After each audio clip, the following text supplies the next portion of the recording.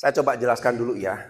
Terus terang, sekarang ini banyak sekali satu isu yang namanya useless generation. Bayang useless tuh apa sih? Ih, serius loh. Semakin hari kita ngelihat pola orang bekerja, anak yang baru-baru ini membingungkan. Ini niat kerja nggak sih? Ya kan? Tapi ngelamar, tapi kalau udah masuk kerjaan kayak nggak bersyukur, kayak yang ngaco, kayak buat susah dan lain sebagainya. Ya, kita coba lihat gambarannya ya. Jadi ada karakteristik generasi seperti ini. Ya, walaupun sebenarnya ini model yang digambarkan oleh orang luar ya, bukan versi Indonesia, tapi ya kita coba secara gambar ya. Baby boomer masih ada nggak? Udah nggak ada nih ya. Gen X masih ada, ya kan? Saya ini Gen X nih ya, masuk Gen X nih ya. Modelnya seperti itu. Jadi dulu masih begini kan, wah. Dulu komputer itu masih jarang yang punya komputer tuh. Mesin ketik, saya skripsi saya mesin ketik Pak. Wah, coba yang muda-muda ngerasain mesin ketik, cok. Udah capek-capek salah lagi, aduh, mati, ganti kertas lagi setengah. Mungkin Pak Lili ngalamin nggak begitu? Enggak ya, udah komputer ya. Oh, udah Westar. Nah, ini generasi X nih ya. Ini masih generasi yang fine. Jadi generasi yang masih kerja tuh masih bersyukur karena udah dapat pekerjaan dan sebagainya. Ada lagi generasi Y, ya 19 nih ya 1977 sampai 1995 ini generasi Y. Ada yang lahir di sini? 1977 95? Wah, ini masih Gen Y masih oke lah. Ya, walaupun mulai peralihan karena teknologi. Yang parah itu Gen Z. Ada lagi gen yang sebelah sini, generasi alpha. Wah, itu lebih unik lagi tuh. Ya, dan kita mau nggak mau 5 tahun, berapa tahun kemudian akan ketemu orang-orang yang begini nih, lebih parah lagi. Ya, model kerjanya, cara pikirnya ekstrim dan lain sebagainya. Nah, tapi bagaimanapun juga kita harus cari balance. Saya setuju tadi. Kita nggak bisa ngalah dengan generasinya, lalu ya sudahlah gimana mereka, gitu ya. Kita harus balancing. Karena kerja kan nggak mungkin ngikutin gayanya mereka, bisa bangkrut banyak perusahaan nih. Ya, tapi kalau kita nggak ngikutin, ya juga salah juga, nggak dapat, suatu hari akan kesulitan merekrut orang, gitu kan ya. Nah, kita lihat di sini. Nah ini gambarannya. Perlu jadi masalah atau enggak sih? Masalah atau enggak tergantung kita. Ya, kita lihat ya. Jadi kalau yang saya lihat Gen Z itu ya sekarang tidak bisa lepas dari dunia online dan gadget. Jadi kalau di kantor-kantor ya, kalau dulu kan ketat ya. Komputer kunci semua, YouTube kunci. Buat Gen X nggak masalah. Kalau Gen Z bisa nggak? Aduh Pak, kita butuh healing nih.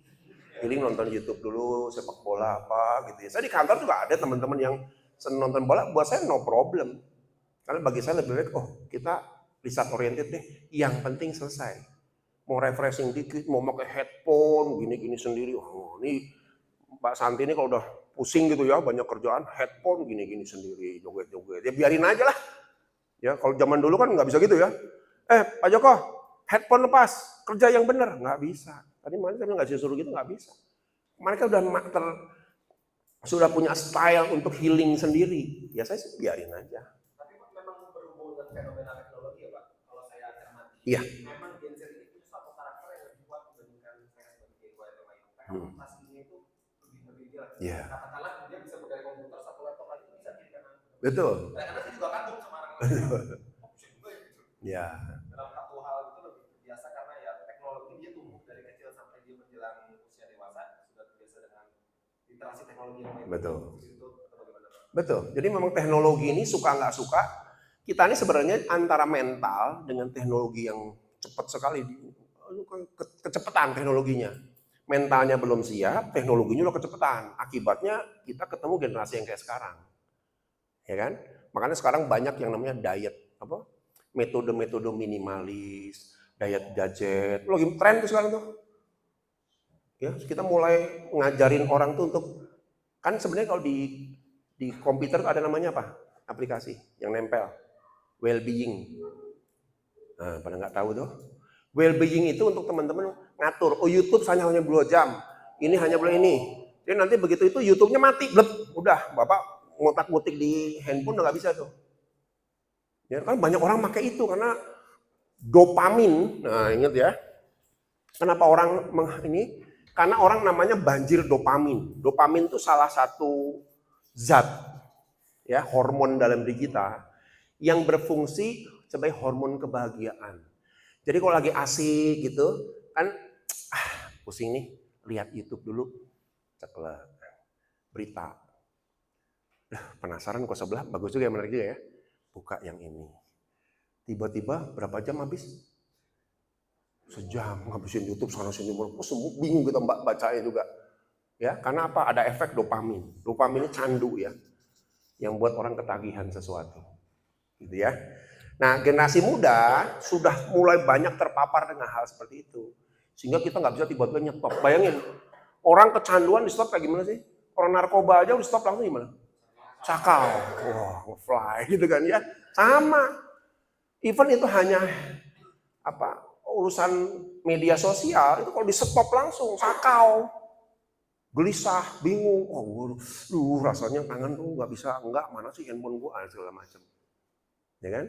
Jadi ada efek yang disebut dopamin. Nah, generasi yang muda yang sekarang itu sudah ekstrim terpapar itu. Jadi mau nggak mau kita harus juga sedikit ngasih kebebasan dalam soal online. Dan biasanya mereka kalau suruh di tim saya ya yang muda-muda, cari ini dong. Cepet tuh.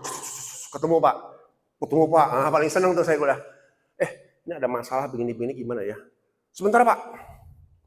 Ini Pak, websitenya ini. Cepet mereka. Nah, kita bisa manfaatkan hal-hal seperti itu. Itu satu ya. Terus yang kedua, sering merasa tidak sabar dan ingin sesuatu yang instan. Nah, ini yang repot. Ya, prosedur yang panjang harus mulai dipangkas. Misalnya prosedur pengiriman barang berapa tahap coba? Kalau generasi Bapak masih oke. Generasi yang baru, Pak, udah kirim aja lah Pak ya. Nanti suratnya gimana nanti? Betul nggak? Itu saking insannya tuh. Wah, berarti saya harus cut off sedikit nih urut-urutannya atau saya perjelas supaya barang terkirim tapi administrasi aman. Kalau enggak mereka stres. Pak, pusing panjang pisan, Pak. Gimana ya ini prosedurnya? Anak baru tuh pengennya instan. Gitu ya.